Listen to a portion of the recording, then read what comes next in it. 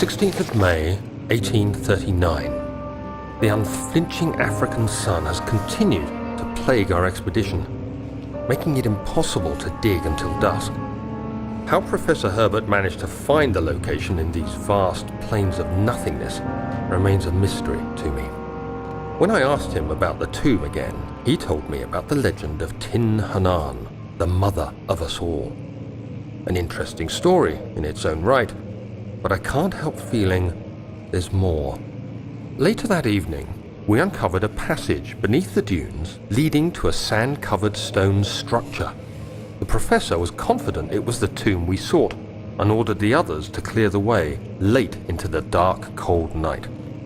Tomorrow, I shall lead the men into the ancient structure, hoping to reach the burial chamber. No matter what the professor is keeping from me, the dig should yield something interesting to take back to London and the British Museum.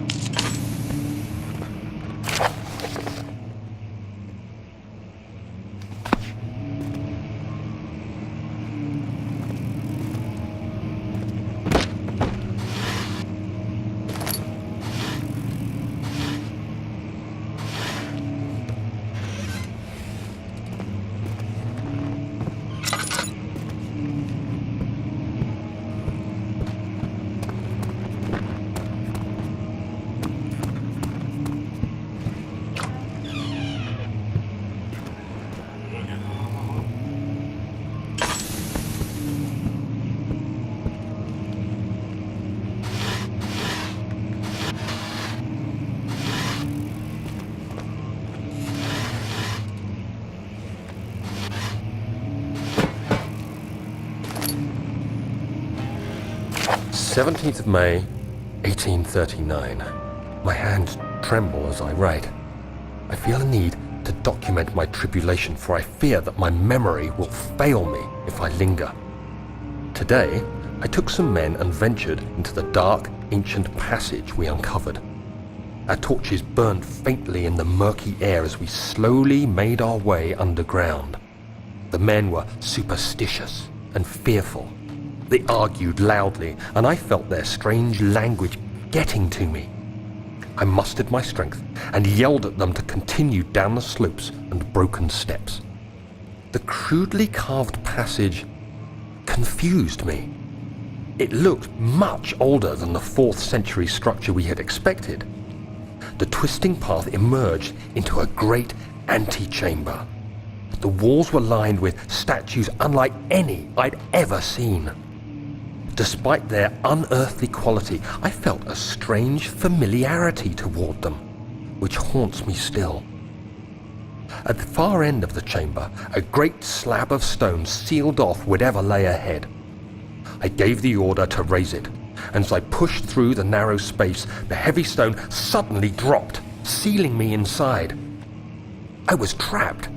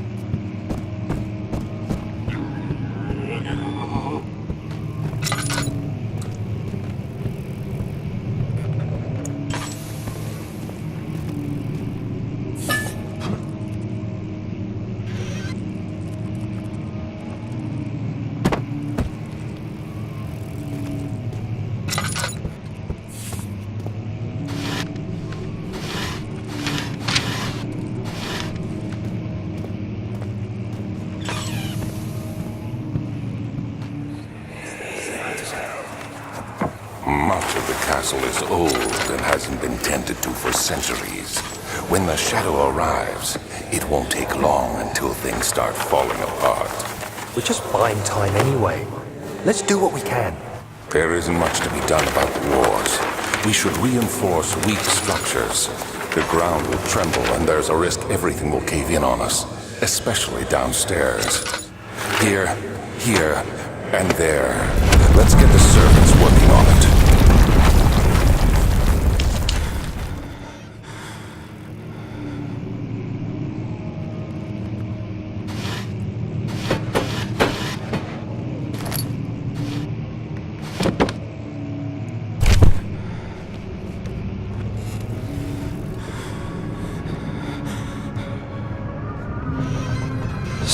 May 1839.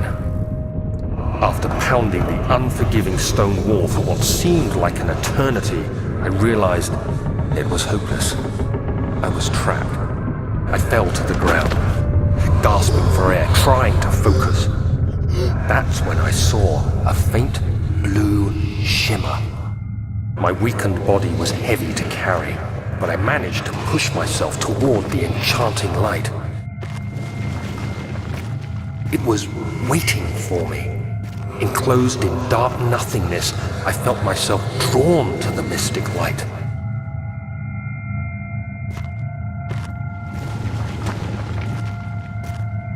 I reached out, closing it in my hands.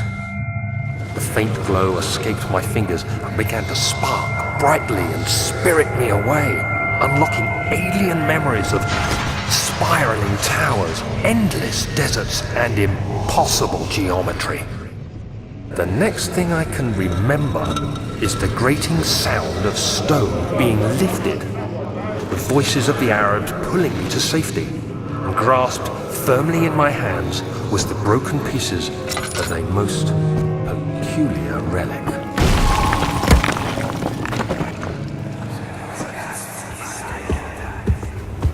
You have to be swift when you activate the first one. You hear that? If it stops, you'll have to start over. Isn't all this a bit excessive? You can never be too careful, Daniel.